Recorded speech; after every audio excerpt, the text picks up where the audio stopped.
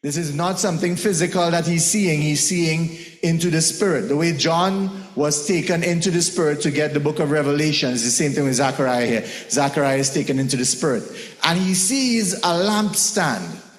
Now, we don't understand lampstands the way they understand it, because their lampstands, they didn't use candles. They used literal lamps filled with oil. And they would fill the lampstands with oil, and they put a wick in the oil, and they'd light the wicks. Now, this lamp, however, does not have the same oil supply that normal lamps have. Because above the lampstand is a bowl.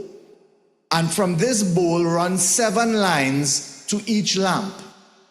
So there are 49 lines coming out of this bowl. 7 lines to each lamp, and the bowl is filled with oil. So this lamp, when it's lit, these lamps, when they're lit, are not going to simply go out because their oil has run out. But these lamps are actually being supplied by the bowl that's suspended above them.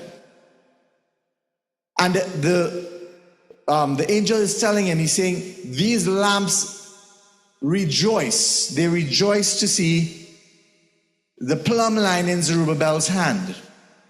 Now, the Bible talks about the 7 spirits of God that stand before the throne of God.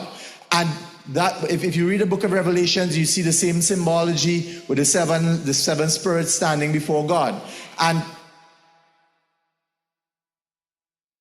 what God is trying to show here, where he tells Zerubbabel, it's not by might nor power, he's saying these spirits or this sustenance this is not sustained by anything that you can do by your hand.